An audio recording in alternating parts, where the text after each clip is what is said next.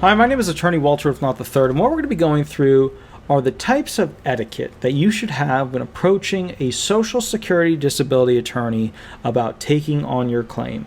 We're going to go through basically the top 10 things that you should utilize. I hope you consider them. You don't have to use them all, but just take them under consideration. Here we go. Number one, the attorneys that do this, disability law, on a daily basis, they don't need your business. I know that is like but they do need my business because they need lots and lots of claimants. The truth is, they don't need your business. They have lots and lots of claimants already.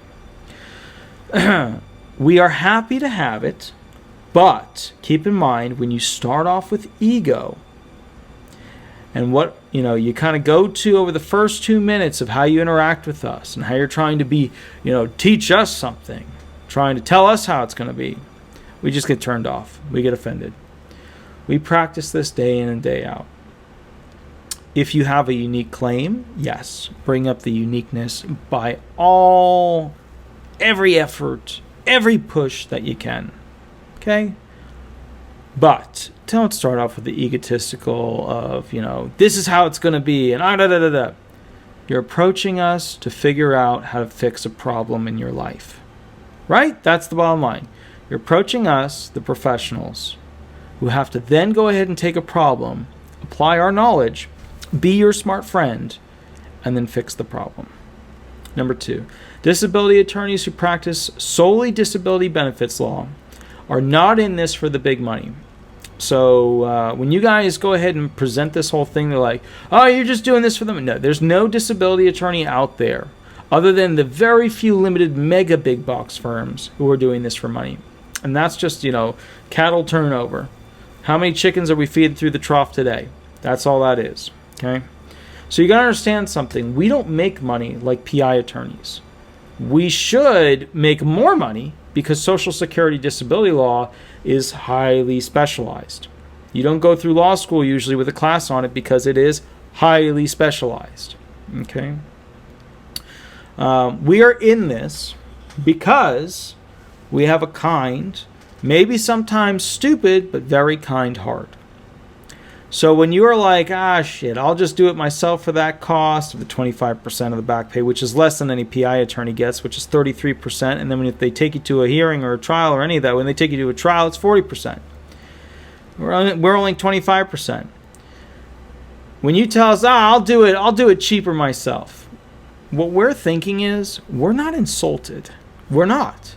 What we're thinking is, well, they just wasted some of our time, but also, they'll be back. They'll be back. Very, very few of you are successful on your own with this program nowadays. 5 years ago, you guys were doing pretty good because the rules were much more relaxed. But now, it's a gauntlet. It is a gauntlet, and you guys haven't realized, well, you're starting to realize that. 5 years ago, how could you get a denial at initial filing? Now, you always get 2 denials. It's changing because the program is becoming much, much more difficult to get onto. And think about why. Think about how much money they're distributing to so many people. Think about all of the Medicare and Medicaid costs associated with it. Number 3. It is your job to call every month to check in. If you change your phone number, email, and address, you need to update us immediately. Metro, phone company, does not call the law firm and say, hey, Billy changed his number. So if you change your information, contact us. Because otherwise, we can't update you. And some things throughout the process we need to get your approval on. So when you sit back and say, oh, my law firm hasn't called me. Well, if you've changed your number 5 times, there's a reason why.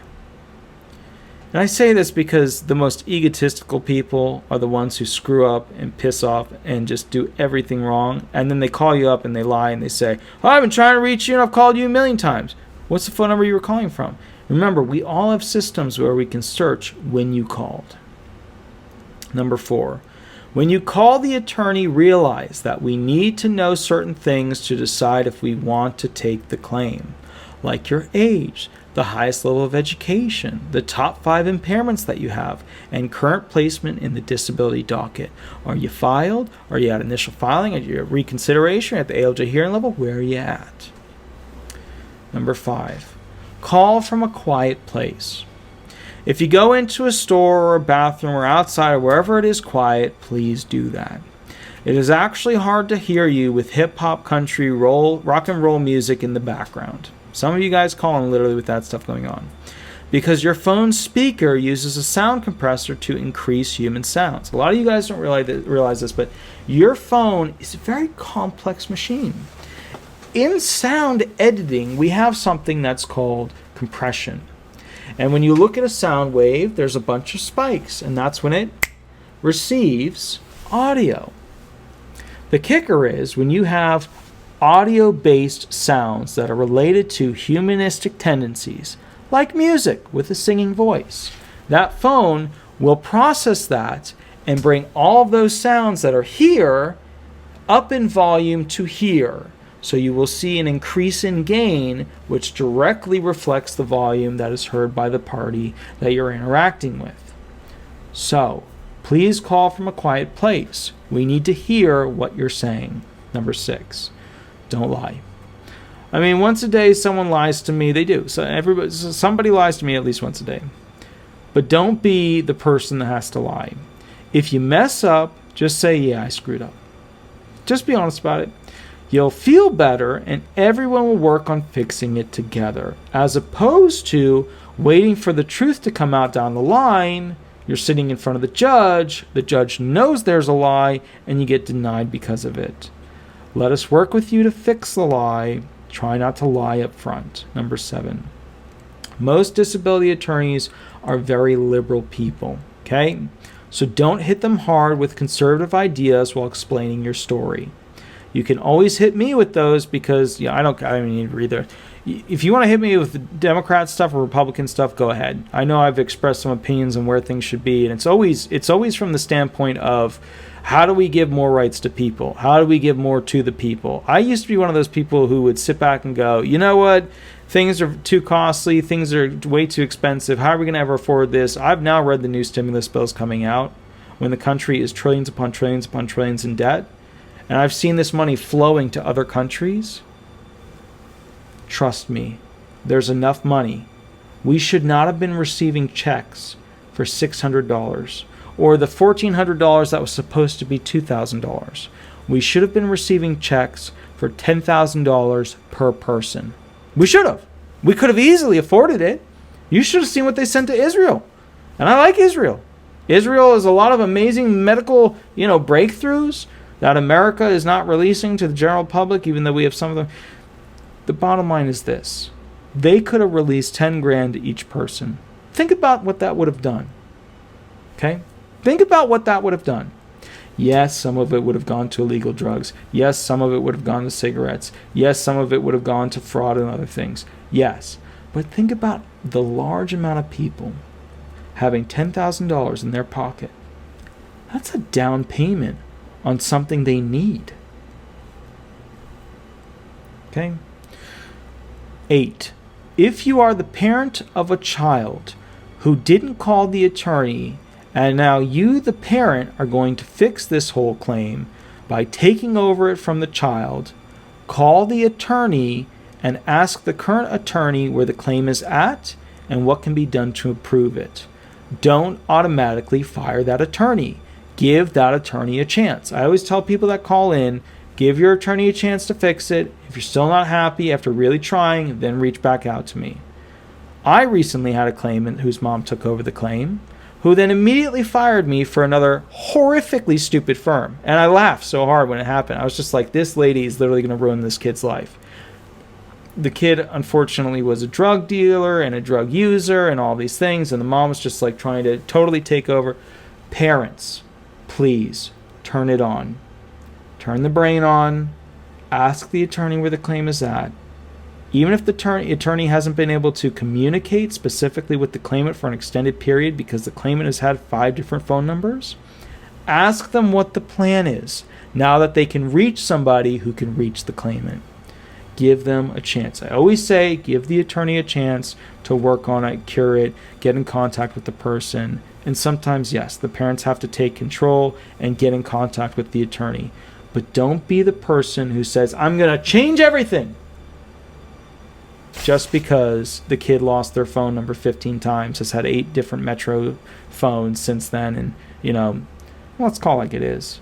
These kids, they screw up left and right. They can't figure out what they're doing. I've had my phone number for 25 to 30 years now. So the bottom line, I had it as a very, very, very, very, very little kid, because the bottom line was my parents wanted to lie to me. Well, I've used it all that time. These people are not like that. Why? They sell their phones for drugs. They lose their phones because somebody steals it and then uses it and then sells it for drugs.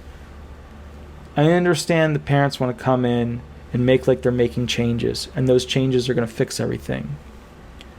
Don't destroy a good relationship for something you see on TV that promises you the future of hope.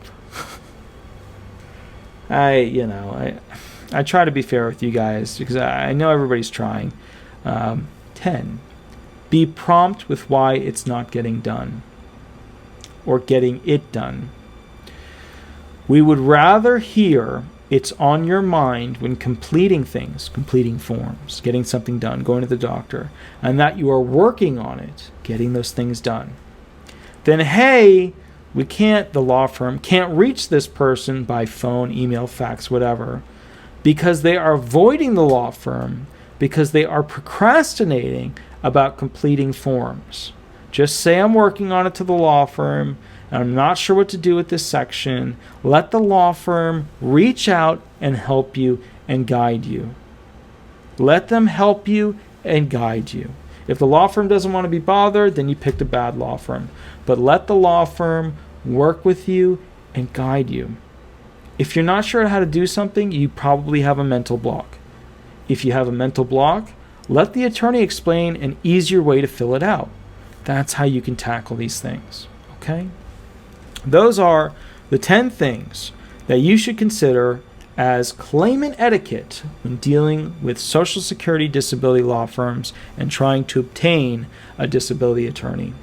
My name is Attorney Walter Knott. I did this, and you know why I did this? I want to do a quick little sidestep. I had a person back in the day who was in college who asked me for help, right? It was outside of law firm stuff, but they asked me for help. I said, okay, fine. I had 5 minutes, so I said, okay, cool. And the video they were watching was a video about the etiquette of communicating with teachers. And there is no etiquette for how to communicate with attorneys on the web specifically for disability-related adjudications. So I thought I would create one, because nobody really knows all these things. They just don't know. They don't know what gets the attorneys excited about their claim, what keeps the attorneys feeling like they're secure in picking a good claim. Remember, we have to pick you too. It's not just I'm firing the claimant is firing me, or I'm hiring the claimant's hiring me. We both have to have a mutual understanding, okay? We have to have a mutual understanding that we're both going to work together to get the most out of this claim. So you got to understand, both sides have to be happy with their partner. That's what this is. It's a partnership. Both sides have to be happy with their partner, okay? Have an absolutely wonderful day. If you want to catch up with me, I go live from 8 to 10 every Thursday on YouTube, 8 to 10 p.m. Eastern Standard Time. Okay. Also, if you'd like the most up-to-date information or just anything in general, a custom video made about a particular topic, that's fine. Shoot me an email or give me a call, and we'll go from there. Thanks so much. Bye-bye.